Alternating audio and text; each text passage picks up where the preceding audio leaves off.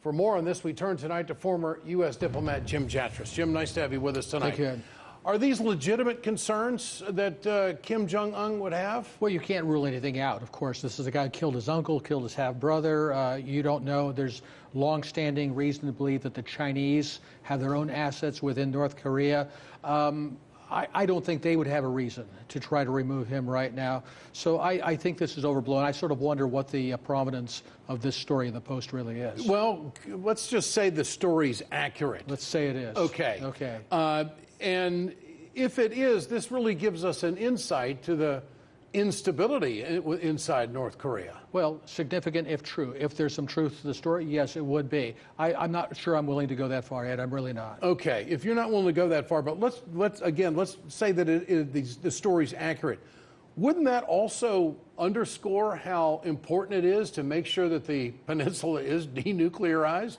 It would, but then let's flip that around. If Kim is actually that unstable on his throne, what kind of agreement with him really matters all that much either. So if you want to introduce that degree of uncertainty into this summit, that opens up all sorts of other possibilities. Russian Foreign Minister Sergei Lavrov announced tonight that he will be in North Korea on May 31st. What do you make of the Russian involvement? Well, I think it's very important. I think the Chinese are very important to be involved. I don't know if they'll be sending someone in as well, but I think it's important that North Korea feel they have guarantors on their side for whatever deal is made with the Americans.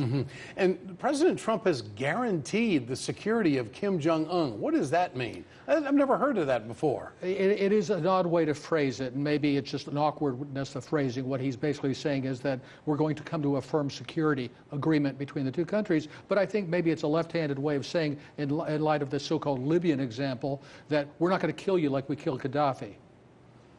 Well, I don't know how much I'd be reassured by that. Well, the other thing is that it struck me that you don't have to worry about meeting with me. Okay, it's going to be in a secure area, and you're not going to be offed or anything like that. I mean, that's how I took that story.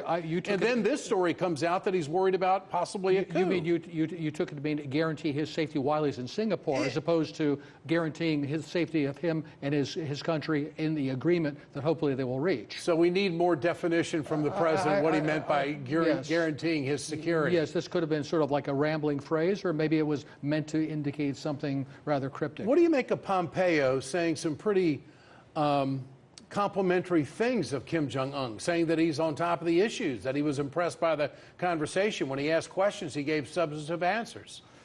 You know, I have to compare that to his remarks about Iran the other day, is that on the one hand, we're threatening fire and storm against Iran. Now, let's back up a few months. That's the kind of talk we were delivering to North Korea before, and now supposedly we're going to move to some kind of agreement. Is there some kind of a, good cop, bad cop here, and Pompeo can be his own good cop and bad cop? And Pompeo has said that the United States has made no concessions. Do you believe that? Well, we did pull the B-52s out of these latest exercises that the Koreans object to. But yeah, I think that's a real problem if that's the case. If they expect the North Koreans to give up all their nukes in exchange for nothing, I don't think that's going to get very far. June 12th, 50-50? I think that's a good estimate. Okay. Jim Jatras, nice to have you with us again. Thanks, Jim.